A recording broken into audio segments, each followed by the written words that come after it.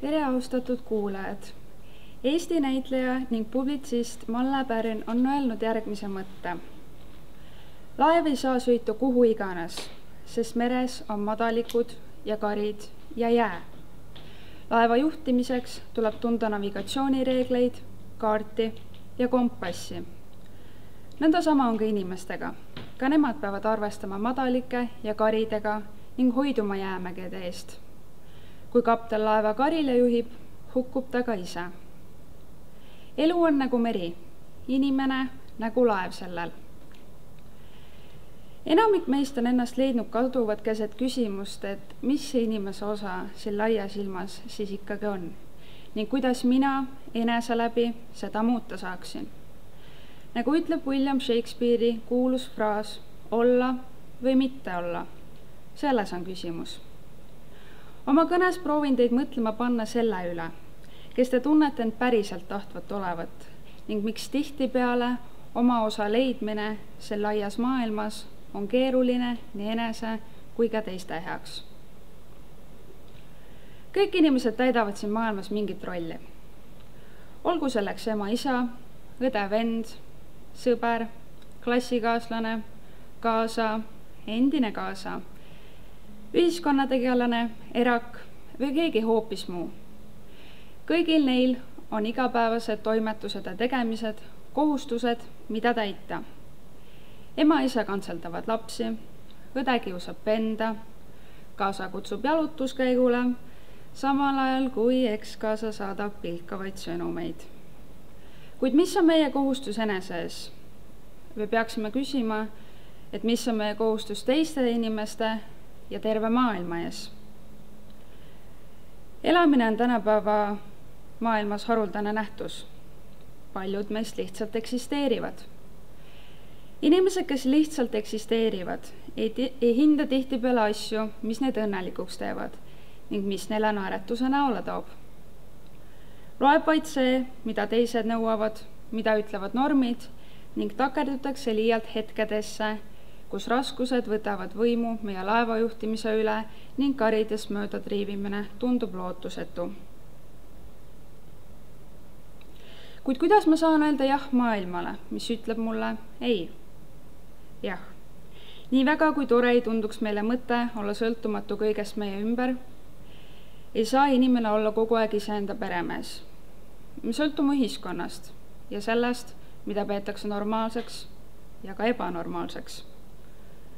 Eeldatakse kõrget positsiooni, autoriteeti ning tekitatakse konkurents. Palk sõltub meie töökohast, haridus määrab teadmised ning julgus olla erinev ning mõelda kastist välja on vale, jabur ega viiu niikuinii elus mitte kedagi edasi.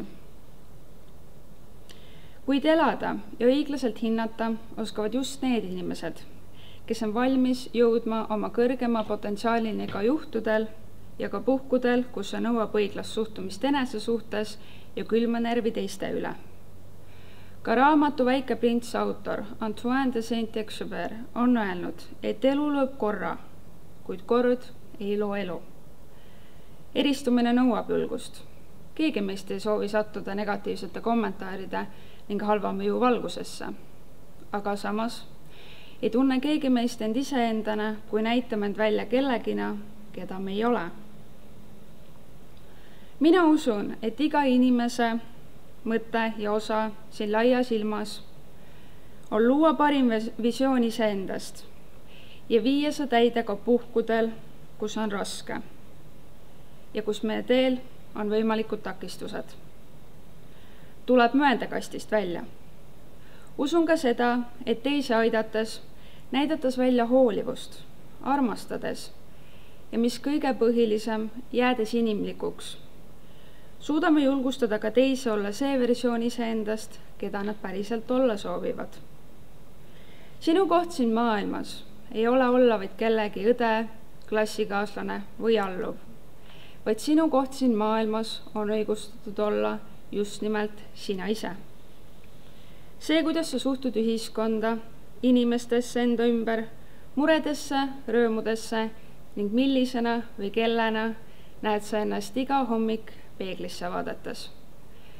Võib-olla näed sa ennast miljonärina soojal maal puhkamas, kuid võib-olla näed sa ennast lihtsalt õnneliku inimesena. Ning just nimelt sellel viimasel on elus tohutult suur edasiviiv jõud. Elu veeretab küll meie teele vingerbusse, mille tõttu ei saa me seda vaadata vaid läbi lillede. Kuid tõeline teadmine tuleb tihtipeale vaid läbi kannatuste.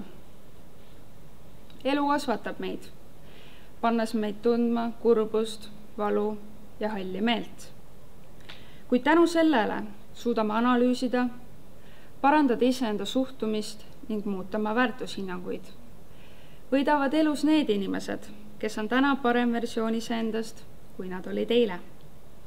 Eile on minevik ja minevik on nagu välismaa. Seal ongi kõik teisiti. Tuleb leida enda elus koht, kus tunnete, et teid ümbritsevad õiged inimesed ning et te hindate pisiasju.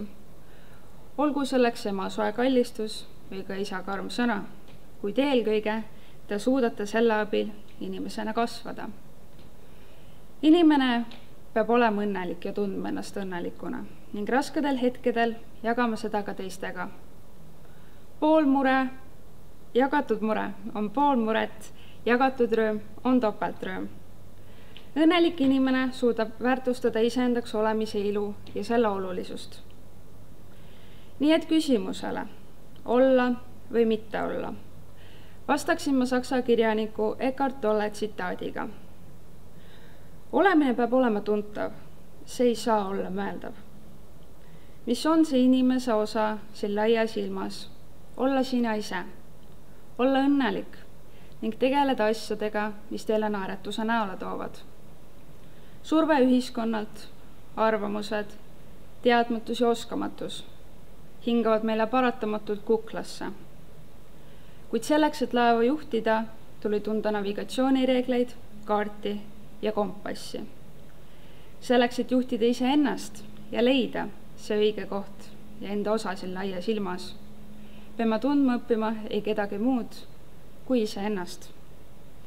Ja kui sa elus põrud, proovi uuesti. Kuku paremini. See kasvatab teid. Ning ärge nurisege kunagi tuulesuuna üle, kui teil on võimalus purje sättida nii kaua kui vaja ja jõuda oma elus kohta, kus tunnete, et see on see õige. Nagu vastas Juhan Viiding ise oma luulerea küsimusele, ärge end maha magage, pidage seda meeles. Aitäh!